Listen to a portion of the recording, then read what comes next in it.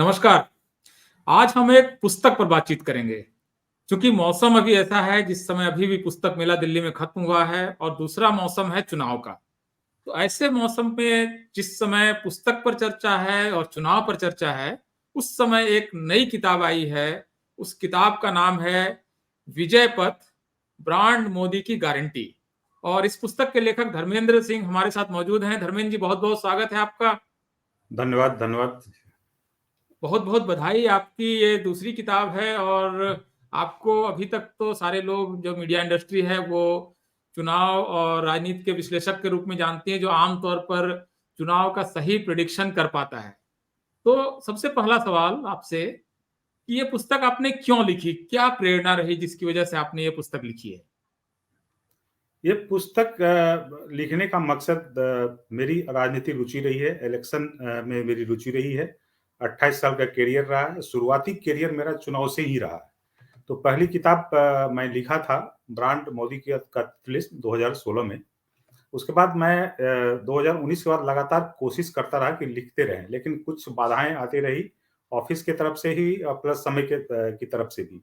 Last में फिर publish होने से पहले भी कुछ बदलाव करने पड़े चूँकि राजनीतिक पल-पल बदल रही थी, इसलिए इसमें थोड़ी देरी हो गई। लेकिन मेरी रुचि लगातार रही है इलेक्शन पे और इलेक्शन का जो है, मैं चाहता हूँ कि इस पे मेरी अच्छी पकड़ हो और इस पे लगातार मैं तरह-तरह का रिसर्च करते रहता हूँ।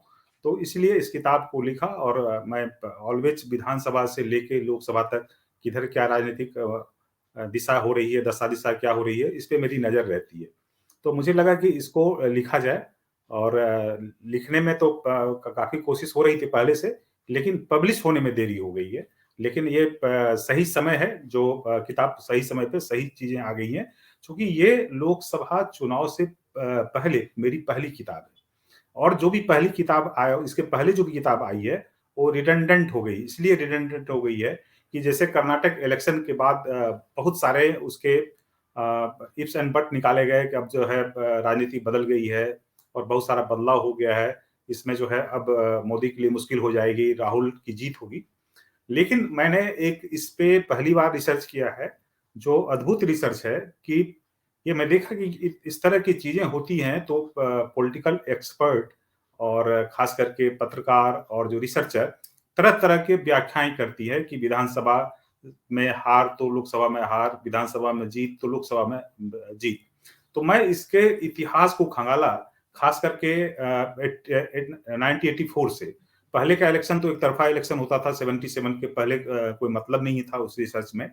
लेकिन अभी 77 के बाद जो बदलाव हुए हैं, खासकर 84 और 89 के बाद, वो सारे इलेक्शन को मैंने खंगाला, एक-एक इलेक्शन के लोकसभा के बाद और पहले के चुनाव को मैं देखा, तो मुझे मोटा-मोटी यही समझ में आई बात कि विधानसभा का परिणाम लोकसभा से कोई रिश्ता नहीं है। तो ये इस पे मैं गहन अध्ययन किया और लिखा भी उस पे।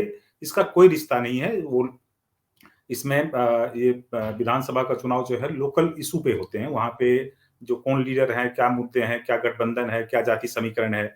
हाँ, ये भी है कि केंद्र के नेतृत्व का भी असर होता है, तो उसपे बहुत सारे फैक्टर हैं लेकिन मेन चीज़ जो है वो लोकल इलेक्शन है मतलब स्टेट का इलेक्शन है, उसका लोकसभा से जी। कोई लेना-देना नहीं है। खास करके हुँ, हुँ। जब लोकसभा 2019 का इलेक्शन हुआ था, तो उसमें 5 उसके पहले 5 चुनाव हुए थे। पाँचों चुनाव में बीजेपी हार गई थी, उसके बाद भी शानदार जीत हुई। मनमोहन सिंह की सरकार बुरी तरह से हारी थी 2014 में, लेकिन इकलौता चुनाव कर्नाटक जीत गई थी।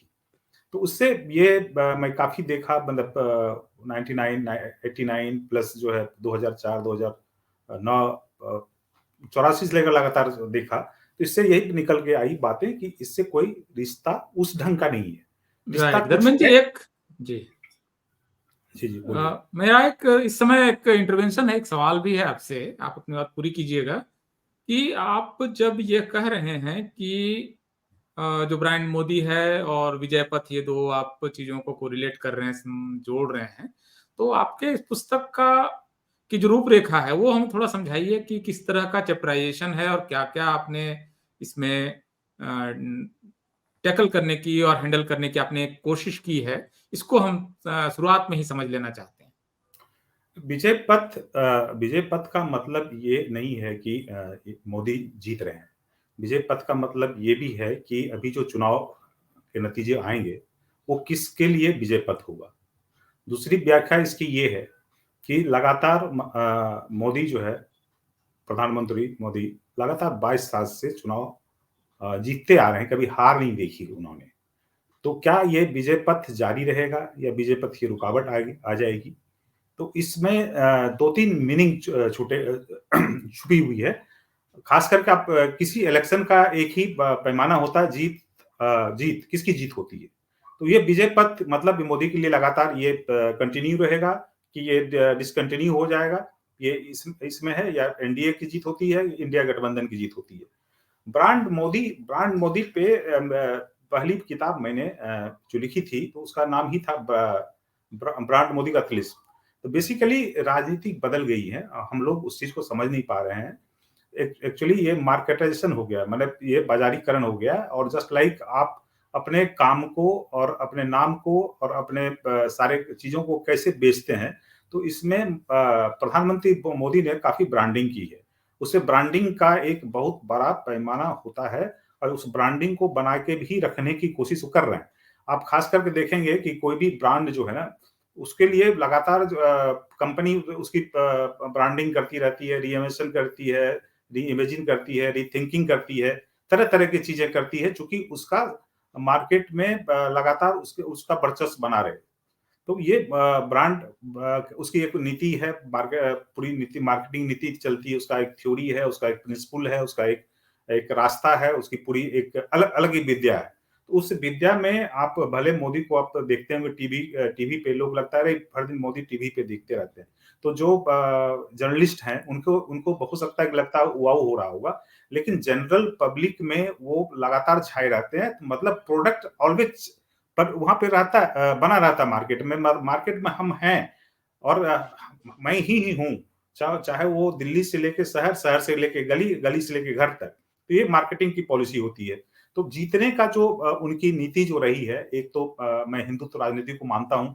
दूसरा जो है उनका जब गुजरात दंगे पे घिरने लगे थे तो विकासवाद पे गए थे, तो विकास का एक बहुत बड़ा पैमाना लिया गया। तीसरा जो है ये गारंटी जो मोदी भी बोलते थे, लेकिन मैं ये ब्रांडिंग सब पहली बार मैंने इस्तेमाल किया था किताब में। मोदी मोदी तो बहुत हो रही थी, ब्रांडिंग का चैप्टर पहली बार मैंने लिखा था। खासकर शशि थरूर भी बोला रही है, बहुत सारा किताब तो देखा, लेकिन तुम्हारी किताब में देख रहा हूँ ब्रांडिंग पहली बार चर्चा हो रही है। तो अब ब्रांड मोदी की गारंटी मतलब इतने सारे जो उनके सोशल कार्यक्रम हैं, चाहे वो डीबीटी वाला है, चाहे शौचालय का है, चाहे घर का है, चाहे चाहे चाहे बिजली का हो, चाहे बहुत सारे चीज हैं, गैस सिलेंडर, ये सब सारी चीजें हैं, और हर चीज को पहुंचाने की कोशिश करे। तो ये एक गारंटी मतलब ब्रांडिंग भी है, प्लस ब्रांड मोदी की गारंटी अब जो है वो गली से लेके घर तक हर जगह पहुंच गया है।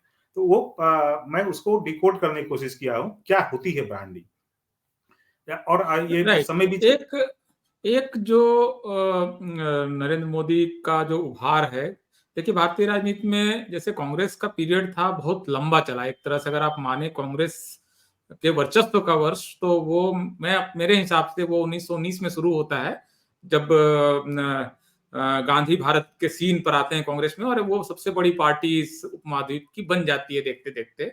और वो फेज निरंतरता में 1977 तक तो चलता ही है, बल्कि उसके बाद भी छिटपुट दूसरी सरकारें आती है, लेकिन कांग्रेस का वर्चस्व कायम रहता है कम से कम 1990 तक। वहां के बाद से फिर कोलिशन पॉलिटिक्स शुरू होती है। तो मोदी का आना या बीजेपी का आना अगर पूर्ण बहुमत के साथ 2014 में शुरू हुआ है, तो आपके हिसाब से क्या ये एक टेम्पररी फेज है जहां से चीजें पीछे चली जाएंगी, या पॉलिटिक्स जो है वो स्थायी रूप से लंबे समय के लिए, कई दशकों के लिए बीजेपी केंद्रित हो गई है? बेशक बीजेपी इस बीच में एक दो चुनाव हारे, लेकिन बीजेपी ही मुद्दे तय करेगी, जो कांग्रेस ने लगभग बहुत लंबा समय तय किया, कई दशकों तक कांग्रेस का ही वर्चस्व रहा, 70-80 साल तक। तो आपको क्या लगता है कि ये बीजेपी का जो फेज है ये तात्कालिक है, या इसमें कोई स्थायित्व है जिस तरह का कांग्रेस का दौर था? स्थायी देखिए, बीजेपी केवल एक बीजेपी ही नहीं है, बीजेपी के पीछे एक पितृ संगठन आरएसएस है। आरएसएस का बहुत योगदान रहता है। हम थोड़ा बैकग्राउंड में जाएंगे, उस पर आपका जो सवाल है, मूल सवाल, उसको जवाब देंगे। देखिए, आरएसएस जैसा संगठन देश में कोई नहीं है। वो बहुत प्रोफेशनल है, प्रोफेशनलिज्म में भी भरपूर है, विजन है, सोच है, सारी चीजों है। अब इवन 77 का चुनाव आप देखें तो ये जनसंघ का विलय जो है जनता पार्टी में कर दिया गया। तो इसमें मुझे जो लगता है कि इसमें आरएसएस को या लगा कि जिस ढंग से राजनीति चल रही है उसमें ये जनसंघ का भविष्य ज्यादा दिन नहीं है। तो उसने उस समय विलय किया गया ताकि इसको किसी न किसी तरह कांग्रेस की धारा, कांग्रेस की रफ्तार, कांग्रेस को किस तरह से बेदखल किया जाए। तो उसमें आरएसएस ने सोचा कि एक गठबंधन की वजह से ही संभव है, इसलिए आरएसएस ने बहुत बड़ा कदम लिया। अब ये समझ सकते हैं कि जब आप 27 साल से, मोटा मोटी 27 साल से कांग्रेस लगातार बनी हुई थी, उस समय जो गठबंधन 77 में हुआ था, ये तो पहले से भी हो सकती थी, लेकिन टाइमिंग और टाइमिंग बहुत महत्वपूर्ण होता है, सोच भी महत्वपूर्ण होता है। उस समय जो 77 में किया गया, ये सोच पहले भी इंप्लीमेंट किया जा सकता था, हो सकता था कि नेहरू को पहले भी रोका जा सकता था, लेकिन 77 में हुआ। वो भले उस समय अभी बहुत आसान लगता है 77, लेकिन 77 में जो हुआ वो सबसे बहुत बड़ा चीज था, उसको पहले इंप्लीमेंट किया जा सकता, जो हुआ नहीं। तो वो आरएसएस की बड़ी सोच रही है 77 में कि भाई इसको विलय कर लो, विलय करेंगे, क्योंकि जिस ढंग से राजनीति चल रही है उसी ढंग से हम लोग सर्वाइव कर नहीं पाएंगे। उसमें जेपी का आंदोलन का भी रहा और दूसरे संगठन का भी रहा।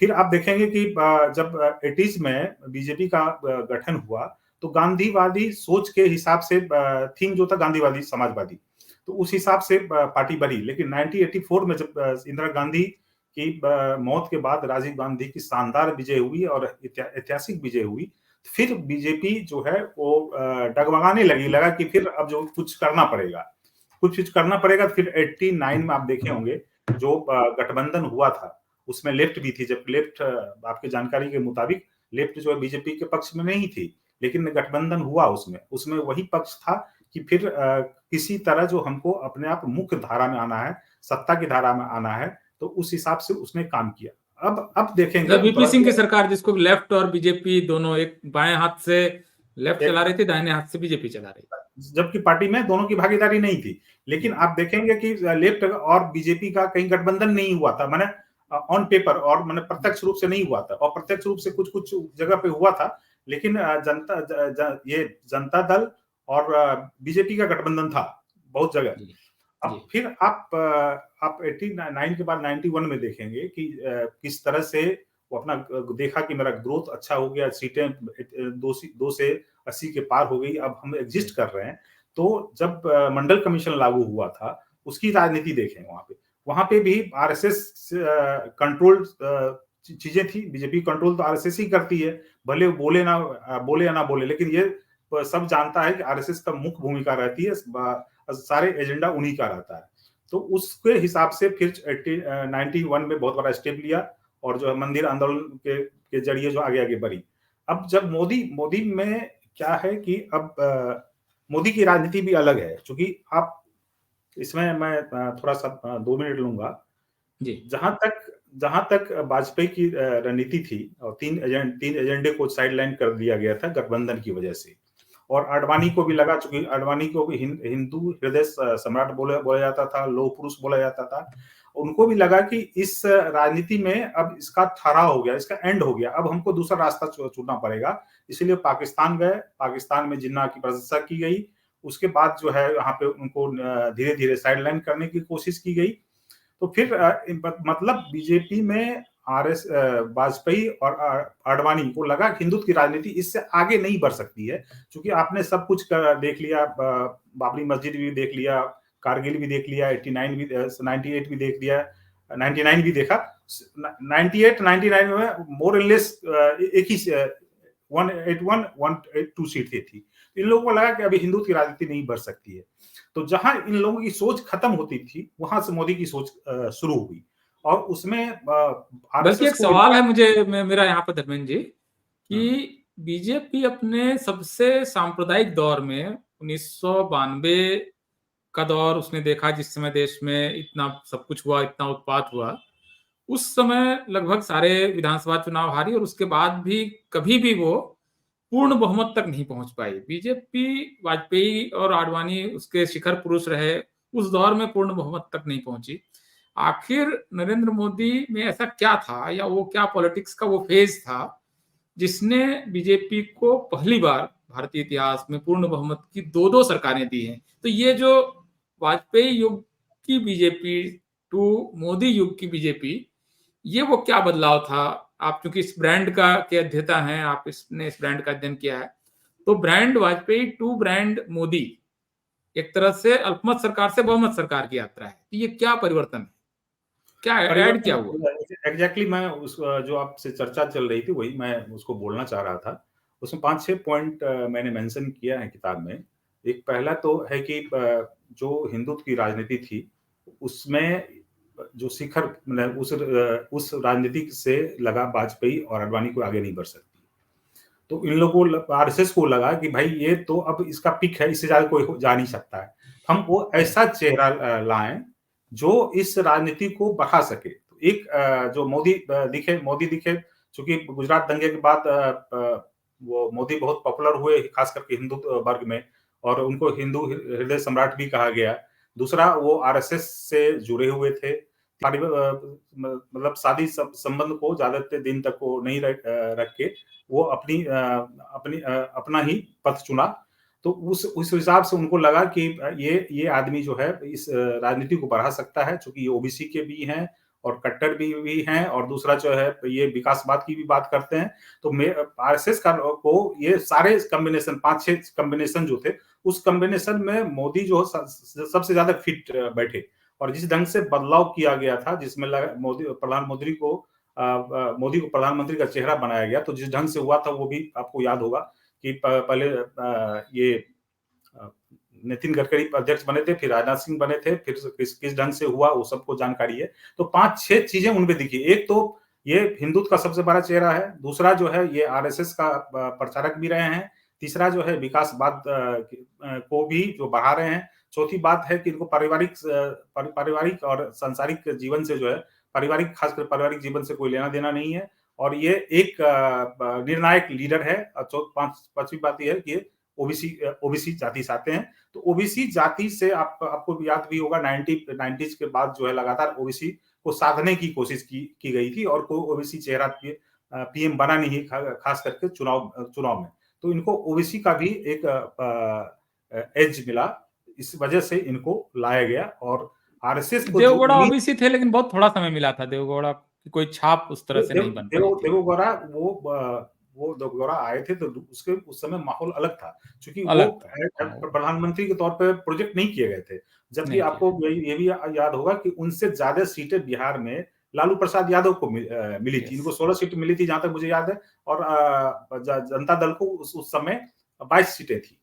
तो उस हिसाब से उससे ज्यादा पॉपुलर थे, और वो कोई चुनाव में लोकतांत्रिक ढंग से चुनाव में जीत के नहीं आए, उनको प्रधानमंत्री का चेहरा नहीं बनाया गया था। वो बाय डिफॉल्ट या उस तरह की राजनीतिक परिस्थिति समीकरण में क्योंकि लालू यादव के विरोधी काफी थे वहां पर, तो इसलिए संभव नहीं था उनके लिए।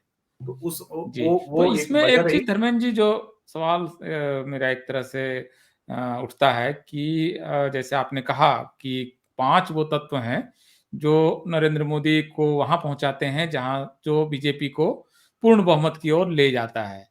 तो ये अगर बीजेपी की रणनीति है, आरएसएस की रणनीति है कि मोदी के साथ 5 उन एक तरह से आइडेंटिफायर्स आपने जो कहा, उनके साथ जोड़कर एक ब्रांड बनाया गया है, तो एक दूसरा सवाल उठता है कि इसके मुकाबले फिर ऑपोजिशन के खजाने में या ऑपोजिशन के तर्कस में भी क्या कोई तीर है, या वो इस समय एक ऐसी स्थिति में है जो जिसको समझ में नहीं आ रहा है कि कैसे इसकी काट निकालें? ऑपोजिशन इस समय कहां पर है ब्रांड मोदी के मुकाबले में?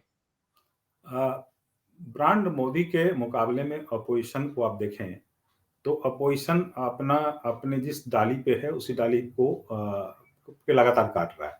अब राहुल गांधी पे जो ठप्पा लग गया है, वो पारिवारिक राजनीति में है, कांग्रेस की राजनीति कर रहे हैं। तो अखिलेश यादव जी का भी वही है, तेजस्वी यादव का जी भी किया है। तो ये जैसे केंद्र में मान लीजिए कांग्रेस है और राज्य में है, तो राज्य में ठीक है अहमियत बनी हुई है, लेकिन नेशनल लेवल पर देखेंगे तो वो नहीं है। क्योंकि कहीं न कहीं भ्रष्टाचार का आरोप लगता रहा है, एक परिवारवाद का आरोप लगता रहा है। दूसरा वो जो है ऐसे विरासत से आए हैं, जिनको जो है संघर्ष करके नहीं, बेसिकली उनको विरासत के रूप में राजनीति मिली है। चाहे वो अखिलेश यादव हों, विरासत की राजनीति मिली है और तेजस्वी यादव हो या जो भी नेता हो, राहुल गांधी हो, तो मोदी का टक्कर उस हिसाब नहीं दे सकते। मोदी जो है बेसिकली वो ग्राउंड से निकले हुए हैं, वो देखा है कैसे राजनीति होती है और उसको परखा है। आप देखें बहुत छोटी चीजें हैं, लेकिन एक कंसेप्ट आपको बता दें कि गैस सिलेंडर दिया गया, तो गैस सिलेंडर देने में बहुत छोटा सा लगता है, पर ये 800 1000 रुपया 1200 रुपया की बात है। टॉयलेट दे दिया तो 1200 रुपये 12000 रुपया की बात है, लेकिन बात इसमें बहुत सारा सोच छिपी हुई है। एक तो आप देखेंगे सिलेंडर से बहुत मतलब लकड़ी से जलाने से बहुत दिक्कत होती थी। शौचालय शौचालय से क्या होता था कि खास करके आप भी गांव से, हम भी गांव से बिलोंग करते हैं, तो महिलाएं जो है रोड किनारे जाती थी टॉयलेट के लिए, वहां पे छेड़खानी, बलात्कार की घटना, काफी बीमारियां, ये हिंसा बहुत होती सारी, थी। हाँ, बहुत सारी चीजें होती थी। अपमानजनक भी होता था, कोई अपने खेत से भगा दिया, ये भी तो अपने आप में बहुत बड़ा अपमान हाँ, होता है ना। तो उस तरह की चीजें थी। अब क्या हुआ कि उनको अब कहीं बाहर नहीं जाना पड़ रहा है, उनको एक सुरक्षा का अभाव आ रहा है, एक उसमें उस तरह की घटनाएं नहीं हो रही वैसे है। मुझे ताज्जुब है धर्मेंद्र जी कि आजादी के 60-65 साल तक किसी को एक ख्याल नहीं आया कि मतलब टॉयलेट कितना इंपॉर्टेंट है।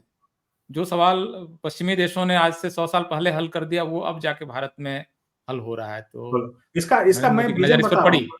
जी, इसमें विजन ये बता रहा हूँ कि ये इसका बहुत दूरगामी प्रभाव है। आपकी महिलाएं पुरुष से ज्यादा प्रोडक्टिविटी है उसके काम में। आप वो महिला जो प्रोडक्टिविटी है उनको ज्यादा है। तो ये महिलाएं जैसे उत्थान होगा, जिस दिन भागीदारी जो है 50-50% का हो जाएगा, हो ही गया है, तो धीरे धीरे जो है महिलाएं जैसे मजबूत होगी तो देश के इकोनॉमी पे भी असर पड़ेगा, देश के एजुकेशन पे असर पड़ेगा, सामाजिक सरोकार पे असर पड़ेगा। बहुत सारा चीज परिवर्तन हो रहा है, हो, और जो वहां बचा हो वहां पे होना है। जब ये सारी चीजें हो जाएगी तो इंडिया का स्थिति बहुत मजबूत होने वाला है। तो ये एक छोटी चीजें नहीं है, टॉयलेट नहीं है, नहीं, नहीं, और वो केवल बड़ी जो है गैस सिलेंडर नहीं है, उसके पीछे विजन है। तो मुझे लगता है इसमें कहीं ना कहीं वो मोदी देखता है कि भाई इसमें क्या पोटेंशियल है। अब बेसिकली वो कंसेप्ट के हिसाब से काम करते हैं कि हमको यहाँ पे इस चीज को टच करने के बाद इसका क्या परिणाम होगा, तो उस हिसाब से उस चीजों को देख रहे हैं। तो मुझे लगता है इतना तो, चूंकि विकास होने में, किसी चीज को प्रोग्रेस होने में 2-4 साल 5 साल नहीं, 10-15 साल का पैमाना होता है। तो जब आप 35-40 में हम लोग जाएंगे तो हो सकता है कि स्थिति भारत की अलग होगी, जिस दिन महिलाएं जो है पुरुष से ज्यादा आगे बढ़ जाएंगी। खास करके आप यूपीएससी का एग्जाम देखें, उसमें महिलाएं आगे जा रही है। सीबीएसई का एग्जाम देखें, उसमें महिलाएं चीजें बदली हैं आगे, निश्चित रूप से धर्मेंद्र हाँ, जी। एक उसमें बल्कि एक सवाल मैं यहाँ पर आपसे और पूछना चाहूंगा कि आपने जो उन 5 तत्वों का जिक्र किया, उसमें एक तत्व हिंदुत्व का भी एक फैक्टर है। और अभी इस ब्रांड मोदी में जो आडवाणी की बीजेपी थी, या उससे पहले की जो बीजेपी थी जिसने की बाबरी मस्जिद को गिराने में जिन्होंने अपनी भूमिका निभाई, वहां का हिंदुत्व जो है बीजेपी के अंदर का, वो मौजूद है, या वो तत्व भी पहले के मुकाबले ज्यादा गाढ़ा हुआ है? आपको क्या लगता है, ब्रांड मोदी में हिंदुत्व कितना है और उसकी यात्रा कैसी है? मतलब वो आगे गया है या पीछे गया है हिंदुत्व ब्रांड मोदी के वो अंदर? ऑब्वियसली आगे गया है, चूंकि देखिए संयोग कहें जो भी कहें, जो आरएसएस का 3 एजेंडा था, खास करके बीजेपी का एजेंडा बन गया है, वो सारे एजेंडे मोटा मोटी बीजेपी मोदी काल में कंप्लीट हो गया है। एक आप 370 लें, राम मंदिर का लें, सिविल कोड का लें, तो वो उत्तराखंड में शुरुआत हो गई और धीरे धीरे नहीं, आधा तो पूरा हो ही गया। तलाक का मामला जब सेटल हुआ तो आधा तो हो गया। अब एक 4 शादी ही तो बच रही है ना, मतलब उसमें बड़ा बड़ा इशू है। तो आधा वो वो आधा वो सिविल वो कोड भी हो ही चुका है, मतलब यूनिफॉर्म। हो ही चुका है, तो वही बता रहा हूँ, वो मोटा मोटी सारा चीज हो चुका है। तो ये इसमें जो हिंदुत्व की राजनीति जो जो शुरू की है, शुरुआत तो हर आंदोलन का कोई शुरू करता है, लेकिन जाके सक्सेस किसी और को मिलता है, तो मोदी के काल में मिली। और इसमें जो क्रेडिट ऑब्वियसली इनको जाता है, तो वो आज के डेट में सबसे बड़ा चेहरा है। और अभी जो हिंदू राष्ट्र की बात हो रही है, तो कहीं कहीं ये भी छिपा हुआ है कि क्या मोदी हिंदू राष्ट्र बना देंगे, नहीं बनाएंगे, क्या है, बहुत सारा चीज है उसमें कानून पेच है, पेज राइट। नंबर गेम भी है, बहुत सारा चीज है। लेकिन वो कहीं ना कहीं लग रहा है कि जो काम 50 साल या 75 साल में नहीं हो पाया, वो मोदी काल में हुआ। अब बोलेंगे कि राइट, ये एक चीज काम और जी। जी, ये 1950 में क्यों नहीं हुआ, 1947 में क्यों नहीं हुआ, जिस समय पाकिस्तान बनाया गया था, हिंदू राष्ट्र क्यों नहीं बना उस तरह। वो आपको इतिहास आप जानते ही हो, चूंकि उस समय कांग्रेस जो सबसे मजबूत पार्टी थी, विपक्ष उस ढंग से थी नहीं, इसको अस्तित्व नहीं था, बहुत छोटी मोटी पार्टी थी। तो उस समय जो कुछ जो जुबान अभी उभर के आ रहे हैं, वो जवान थी लेकिन उभर के नहीं आ रहे थे ना, उसको मेजोरिटी थी जो उसको मुकाम पे पहुंचाया जा सकता। तो दबी हुई चीजें जो है, जो दबी हुई चीजें होती है, वो दबी चीजें उभर के अभी आ रही है। कि उस समय जी, चूंकि जो माहौल माहौल था उस समय दब गई उस थी, समय वो उस बहुत सारी चीजें चीज नहीं हो उभर पाई थी, उभर के आई लेकिन थी। बीज रूप में मौजूद थी। एक हाँ, मेरा बल्कि आखिरी सवाल है, आखिरी दो सवाल हैं। एक पहला सवाल तो ये है कि ब्रांड मोदी को खतरा कहाँ से हो सकता है? कौन सी ऐसी चीज है एक्सटर्नल, मतलब जो बीजेपी के बाहर से या बीजेपी के अंदर से, जो ब्रांड मोदी को नुकसान पहुंचा सकती है, कमजोर कर सकती है, खत्म कर सकती है? आपके हिसाब से वो संभावित खतरे क्या हो सकते हैं? क्या या ये इसके अच्छा अंदर कोई ये अंतर्विरोध है जो इनको हैंडल करना पड़ेगा वरना ब्रांड मोदी खत्म हो जाएगा? ऐसा कोई देखिए अंतर्विरोध हाइपोथेटिकल क्वेश्चन अंदर आपका, है लेकिन या बाहर है? क्या आप इसको किस रूप में देखते हैं? हाइपोथेटिकल क्वेश्चन है, लेकिन मैं इसका जवाब देता हूँ। अंदर चूंकि देखिए अंदर तो संभावना बहुत कम है। क्यों? इसमें रिमोट कंट्रोल है। चूंकि एक होता है ना कि एक बटन दब गया तो विस्फोट हो गया, उसको रोक नहीं सकते। यहाँ पे जो बैक में ना, तो दूसरा बटन है, बटन जो मैंने आरएसएस का बटन है, जो कंट्रोलिंग बटन है। यदि एक जैसे कल्याण सिंह ने भी कोशिश की, उमा भारती ने भी कोशिश की, उसके बाद आपको देखें गुजरात में शंकर सिंह बघेला ने भी कोशिश की, लेकिन सक्सेस नहीं हो पाया, क्योंकि आपको बैकिंग नहीं है। बैकिंग कहीं ना कहीं आरएसएस की प्रतिबद्धता जो है बीजेपी से साथ है। तो आरएसएस अधिक चालेगा तो आरएसएस सपोर्ट नहीं मिलेगा तो कुछ नहीं कर सकता है। तो वहां पे नहीं है। जब अभी मोदी को खतरा है तो एक्सटर्नल ही खतरा है। एक्सटर्नल खतरा मतलब विपक्षी खतरा, विपक्षी पार्टियां ऐसी ऐसा ऐसा चुप हो गया तो उसमें कुछ भी हो सकता है। जैसे मान लीजिए बालाकोट में स्ट्राइक हुआ था, उसमें कुछ उल्टा हो गया होता, उसमें असफलता मिल जाती तो उसमें कुछ चीजें बदल सकती है। क्योंकि राजनीति में चीजें बदलती रहती हैं। ये कहना यस। जो है डंके की चोट पे यही होगा, इसका कुछ नहीं कर सकते हाँ, हैं। नहीं नहीं, ऐसा क्योंकि तो आप होता नहीं, देखे इसलिए होंगे कि प्रिडिक्शन करना तो बड़ा कठिन होता है ऐसे। 2004 के इलेक्शन में सारा मीडिया, सारा तंत्र मंत्र सब जो है इंडिया साइनिंग की बात कर रही वाजपेयी थी। वाजपेयी जीतेंगे ही मान लिया गया था। जीतेंगे। वो लेकिन हाँ, प्रमोद एक एक महाजन वगैरह ने ये जो हवा थोड़ी बना दी आगे। थी। हाँ, हाँ, तो चूंकि होता है कि हम लोग बेगा बाउंड थ्योरी बोलते हैं। चूंकि एक एक एक ही चीज पे सारा लोग घूमने लगता है, मीडिया से लेकर जनता, जनता से लेकर सरकार, सरकार से लेकर विपक्ष। तो उस समय उसी ढंग का माहौल बनाया गया था, चाहे जैसे भी माहौल बना था। तो अभी ऐसा नहीं है कि 3 महीना में चीजें नहीं बदल सकती है। बहुत सारी जी चीजें बदल सकती है, लेकिन ऐसी चीजें आए तब बदल सकती है।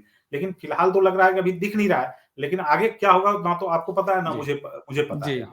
चलिए धर्मेंद्र जी, आपकी पुस्तक के लिए बहुत बहुत बधाई। ये पुस्तक वाणी मैं प्रकाशन से आई है और एक अब सवाल आप ऑनलाइन भी उपलब्ध है। जी, जी, आप लोग इसको देख सकते हैं। और जी। निश्चित रूप से नरेंद्र मोदी और उनकी राजनीति को समझने के लिए एक बहुत महत्वपूर्ण किताब होगी। और इस पर हम आगे भी मैं चर्चा करेंगे और इसके चैप्टर बाय चैप्टर भी हम लोग इस पर और बातचीत एक करेंगे और मैं इसको समझने की इम्पोर्टेंट कोशिश। एक इम्पोर्टेंट आप समय दे तो मैं बता दूं। जी आप प्लीज।